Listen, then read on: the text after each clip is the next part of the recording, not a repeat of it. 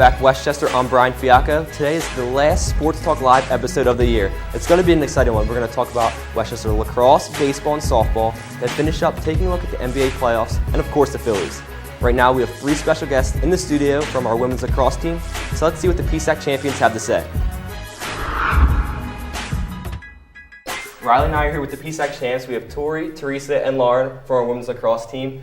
First off, thanks for coming in today. Thanks for having us. Obviously, we have to talk about you guys being the PSAC champs. What is it like to win that championship? It's indescribable. We've been waiting a long time to win the PSAC championship, so it's awesome for us seniors to finally have a championship. You guys are all seniors, right? So you guys are graduating. Mm-hmm. Going in, you guys just played Lock Haven, and you played them earlier in the season and lost to them. So what was it like adjusting and playing them in the championship? Did you make any changes? Being in part of the defense midfield, I know in our second game we were a lot more aggressive. We took more risks, we took more chances because we knew we had our teammates behind us to make those slides we needed to. And of course, our goalie, we had absolute faith in her to make a save when we needed her to. And she came up big with a lot of saves that game, so that was awesome. Now, Lauren and Tori, you guys stepped up big in the PSAC championship against Lock Haven. You combined for 5 goals. Being seniors, did you feel like a little bit added pressure to deliver and get your team over the hump and win the PSACs? I think that there was pressure, but I think it was good pressure, more positive energy, and we walked onto that field and we weren't going to come off without a championship, so we decided to do whatever it took. I think that we work better under pressure. Definitely, once we're on the big stage, we know how to get things done. So, you guys were talking about Jess Henderson, your goalie. She won the MVP for the whole entire tournament. What's it like to have that confidence that you know you have a goaltender that's going to at least keep you in the game and whatnot? It's amazing. I mean, we know as a defense that we can take those risks to get an interception or cause a turnover, and know if we get beat that we have a pretty stone wall to back us up. Mm-hmm. So obviously it's something you guys don't want to talk about, but you won the PSACs, and then you guys are waiting on Sunday to see getting in what spot you're going to be in the NCAA tournament, and then you guys find out that you're not in. And on top of that, Lock Haven, who you just beat in the PSAC championship, gets in. What was that like? And do you want to start a fight right here? It wasn't the best news we could get, but that's just how it goes, I guess. I think we definitely were in shock.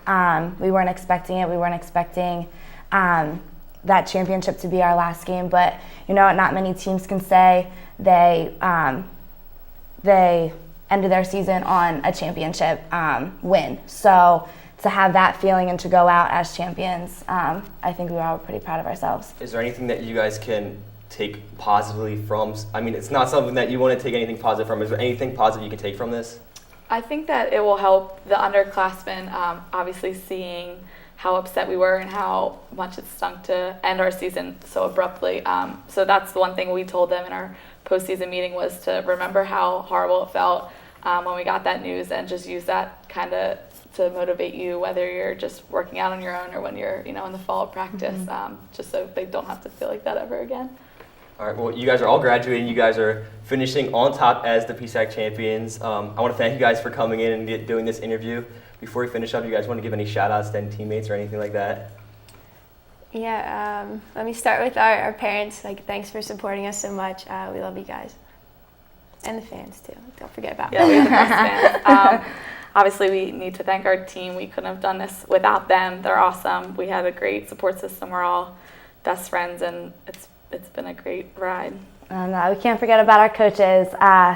They've been through a lot with us the past 4 years, so we have nothing but thanks for you too. All right, girls, thanks a lot for coming in today. Thank you.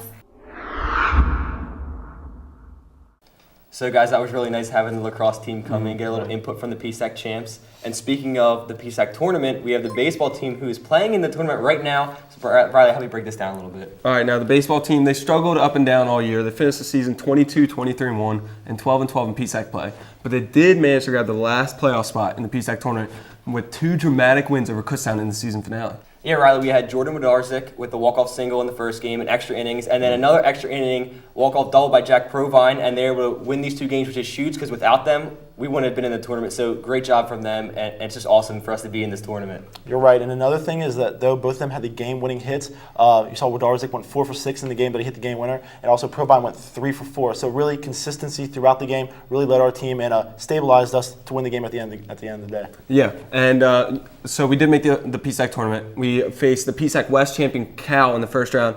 Should have been a tough test, not for Joe Gunkel. Pitched a gem, 9 innings, only allowed 4 hits, struck out 7 in the 5-0 victory. Yeah, I think they were still pumped from these 2 games against Kutztown. They went in there, took care of business. You couldn't ask anything better from Gunkel. And then on top of that, Chris Pula, 5 for 5 with a double and a home run. Them 2, they basically won the game for us. And then we went in against Kutztown, and we were able to get the job done there too. So. You're right. Yesterday, Brian Buck pitched a great game. He pitched 8 innings, 8 shutout innings actually, and we were able to win 3-0. So overall, and then at the very end, Kyle Weary came in, and as he's done all season, really shut the door and led us into the next round of the PSAC playoffs. Yeah, right now we're waiting for the Millersville versus Scanning game, and right now Millersville is beating them, so it looks like that's who we're going to be playing later in this afternoon, so we're going to be a little late with that update, but it's going to be a really interesting rest of the playoffs. If they lose this game, they're still in it too, so that's a good news. But if they win, they're going to move right ahead into the championship. So really exciting for the baseball team, and it's going to be really cool to see what happens. Well, moving on to softball, the Lady Rams finished their season 34-19 and 9-7 PSAC play. Unfortunately, they fell to Cal U in the semifinals of the PSAC tournament, but still had an impressive enough record to make it to the NCAA tournament. Guys, do you think they're going to get out of their first Atlantic region? Well, yeah. As you said, they made it in the Atlantic region in the NCAA tournament. Right. Now, the top 8 teams get selected for the tournament, but it's a little more complicated than that. They're separated into 2 regions of 4 teams that has a double elimination playoff. In Westchester's region, there's the number 1 overall seed Cal U, as you mentioned, the number 8 seed Chowan, us, and then the number 5 seed Lock Haven, who's up first for us. Yeah, we're playing Lock Haven in the first round, and I kind of really like this matchup. We played them in the first round of the PSAC tournament and beat them, and we're currently playing them right now, and we're winning. It was 3-1 last time I checked. Again, we're going to be a little late on this. It's just the way it works, but hopefully we get past this, and then we'll be playing Cal after that, I'm assuming. Yeah, Brian, chances are if they win, the number 1 seed in our bracket is Cal, and we're up for some revenge right now. As I said earlier, they fell in the semifinals in the PSAC to Cal, and Utterback hopefully will be pitching. She's lost 2 games already to Cal this season, so she's looking for some revenge as well. Oh, yeah, but as you mentioned, the Cal's the number 1 overall seed. They only have 4 losses on the season, one of which was at Cal. Westchester went out there and defeated them. So when we face them at Cal, I think it's a big confidence booster. You know, we already did it. We already won. So it's not like you got to go out there and do something you haven't done already. Yeah, I think whenever you're going up against a number 1 seed of anything, you got that little intimidation factor. And the fact that we are one of the teams that beat them, I think it's really going to help us. And I got confidence. I think we're going to be able to take care of business against Cal. Kicking off outside the horns, let's take a look at the NBA playoffs. For this week's question of the week, we asked students what they thought had been the biggest surprise of the playoffs so far. Let's see what they had to say. It's playoff time, so let's get ready. I think the biggest surprises in the playoffs are the Heat losing Game 1, but I do expect them to bounce back and get the series and ultimately win the championship. The Bulls beating the Heat in Game 1, I think it was a huge surprise. They have a bunch of injuries, and I didn't think they were that good, but they beat them. I also think the Heat losing to the Bulls, but they're definitely going to win out this series, and yeah, I think the Thunder are also going to make the finals, but Heat got it in the bag. Definitely Chicago Bulls. Everybody's playing with injuries. Nate Robinson throwing up on timeouts. Luol Deng dripping spinal fluid from all kinds of places, but they still stepped up and stole a game in Miami from the Heat. I mean, they're saying LeBron's the chosen one, but he's giving my Knicks a chance. Like, they're showing them that the Heat are vulnerable.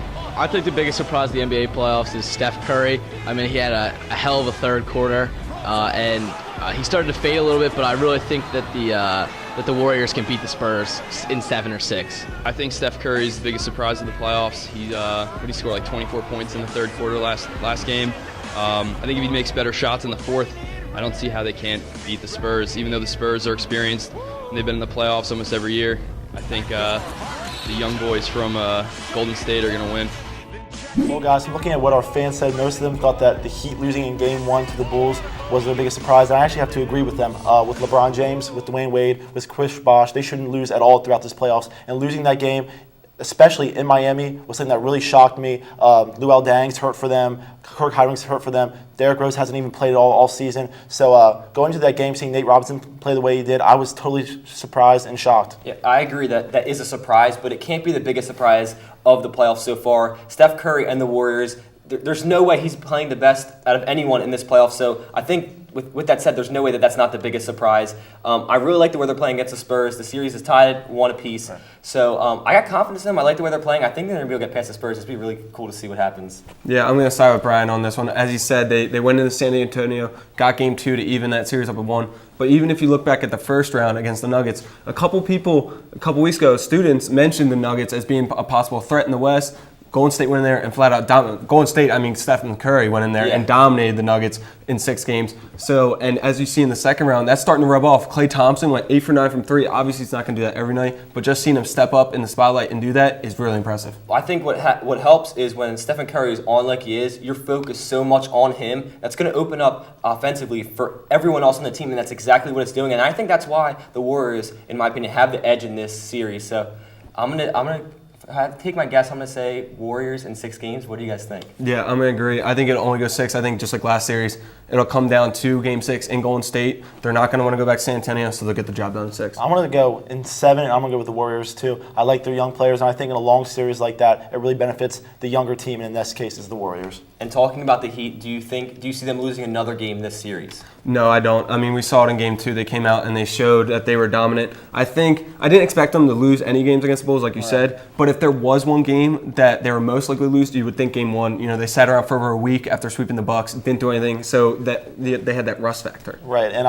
if they lose any other game, it's going to be Game 3 now. They go back to Chicago. The fans are into it. The crowd's into it. So that's the only game I see them maybe taking. But after a while, I just think the Heat obviously have the more talent, have the better players. I agree with exactly what you said. I think Game 3, you could tell the Bulls were really frustrated. There was 9 technicals in that game. You could tell they were really mad. I think they're going to try to go into Chicago and get some revenge. If they win that game, I think that's it for them. I don't think that the Heat are going to lose another game, and they're going to make their way further on into the playoffs.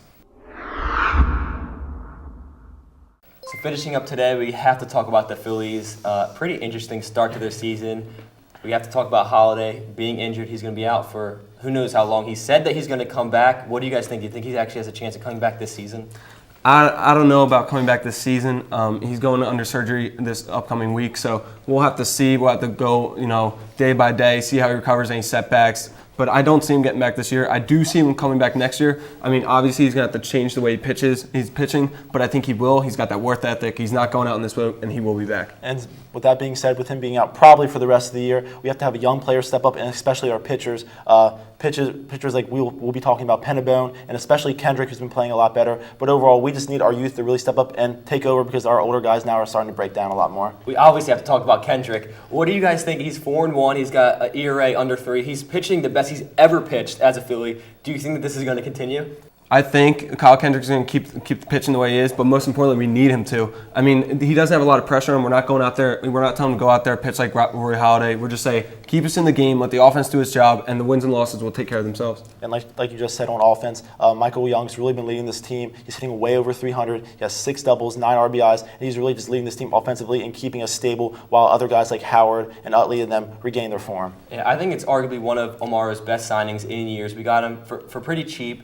And 1 year, and he's really producing. He's basically our only offensive threat so far, and he's keeping us in these games, and we're just hovering underneath 500. And what do you guys think? You think moving on, are we going to be able to get past that 500 bump? You think we're going to be able to get in the playoffs? What do you think overall? I think getting there is going to be the hardest part. If we can, go on a little winning streak, get over 500, I think we're going to be good. I mean, they kind of get this thing, they get close and then they lose a couple games. They got to get over the hump, and once they do, they'll be more confident, they'll relax a little bit. I think the pressure will start to go off a little bit, and they'll be fine. And it all has to do really with the health. Like you see Howdy already went down. That's not a good sign. But Utley, Rollins, Howard, they all really had to stay healthy. Otherwise, we don't have a shot. As we finish up here on STL, let's introduce our final poll question of the year. We want to know, which Philly have you been most impressed with so far this season? Visit sportstalklive.net to cast your vote. That's going to do it for the 3rd season of STL. And as Riley and I are both graduating, we want to thank our millions of fans that we have coming in every week, our dedicated fans. We want to thank you for watching Sports Talk Live, and you guys really make this possible. Riley, any last words? Well, I'm really going to miss doing this. Like all good things, though, it's got to come to an end, and I'm looking forward to see where it goes in the future, though. Yeah, it's up to you, Taylor. Yeah. So that's going to do it for STL. Take it easy, Westchester.